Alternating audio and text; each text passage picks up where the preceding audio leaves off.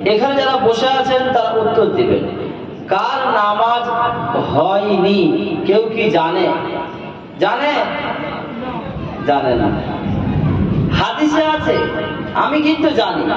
আপনি ভালো করে বুঝবেন আমি কি বলতে চাই, তারপর আপনি কথা বলবেন। 10 শ্রেণীর মানুষ আছে, তারা নামাজ পড়ে কিন্তু তাদের নামাজ হয় না। প্রথম নাম্বার ওই ব্যক্তি।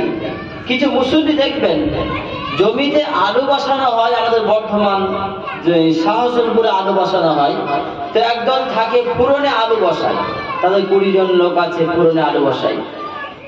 আলু বসানো পুরনে যায় সেটা আমি জানি, কিন্তু নামাজ যে পুরনে পড়া যায় ওটা আমি জানি না। কিছু মুসল্লি আছে ঠিক 1 মিনিট বাকি থাকবে চলে আসবে, এসে 1 মিনিটে 4 রাকাত হয় কি করে?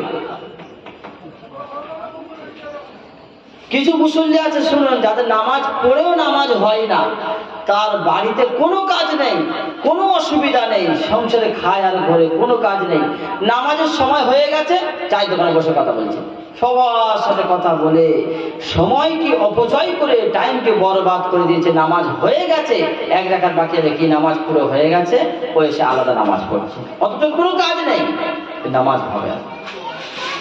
নাম্বার 2 হলো 29 পারা সূরা মুজাম্মিলের 20 নাম্বার আয়াত। আল্লাহ তাবারক তাআলা বলেছেন, বান্দা ওয়া আকিমুস সালাতা ওয়া আতুজ যাকাত।